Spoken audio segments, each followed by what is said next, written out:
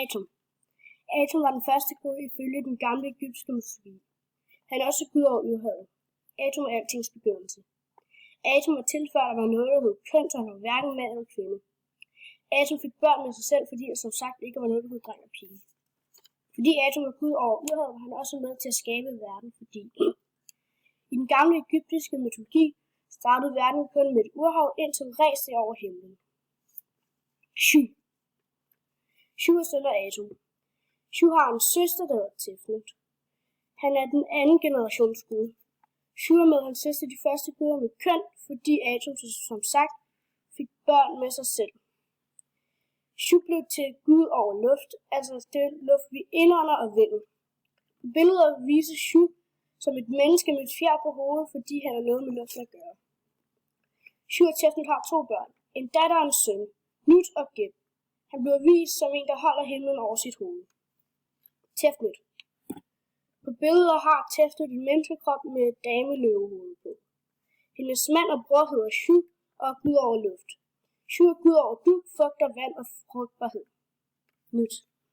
Nut er datter af luftguden Shu og vandguden Tefnut. Nut er en 3. generations gud.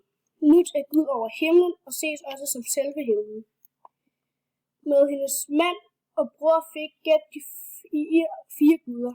Isis, Osiris, Seth og Nephthys. Geb. Geb er gud over jorden. Han er en 3. generations gud. Geb er søster med guden Nut.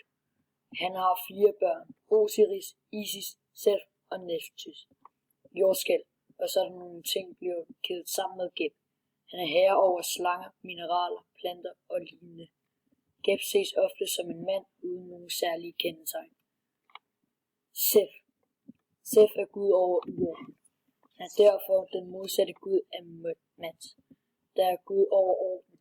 Han er nødvendig for at opretholde ligevægt i kosmos.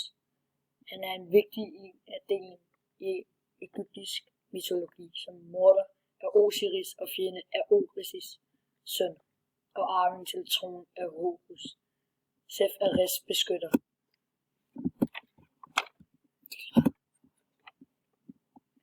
Han står i enden af Res båd for at bekæmpe Apophis, der er en kaosslange. Fremmede guder, f.eks. Bal og Teshop, ses som en del af Seth. Seth har en søster, der hedder Nephthys. De er også gift. Han er 4. generation gud.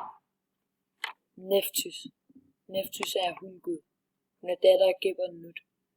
I Osiris-myrten passer og beskytter hun Osiris. Det samme gør hun med de afdøde. Hun er bror og gift med sin bror Seth. Man tror, at hun var mor til Anubis, der var gud over døde.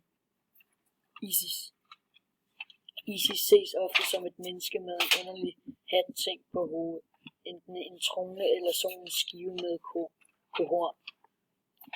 I Osiris-myten fortæller man, at Isis ledte efter Osiris' døde dele og samlede dem som en mumie. Hun bragte ham til live og fik søn Horus.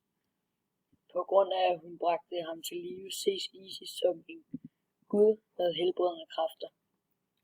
Re eller Ra. Re var ikke sig selv en del af Niguskredsen, men var alligevel en vigtig gud for Egypterne. Re blev både kaldt Re og Ra. Re er gud over solen og blev også opfattet som selve solen om morgenen. Re er søn af og hans forældre føder ham hver dag. Om aftenen dør han, og så føder de ham på en ny morgen. Han sejler rundt i morgenbåden med sin datter og sin visir eller højre hånd. Tot. Tot var en af månegud og visdommens gud og solopgangen. Om aftenen sejler han gennem Duat, der er underverdenen vest for Nilen, og bringer lys og uorden og orden til de døde. Re har mange eksisterende først.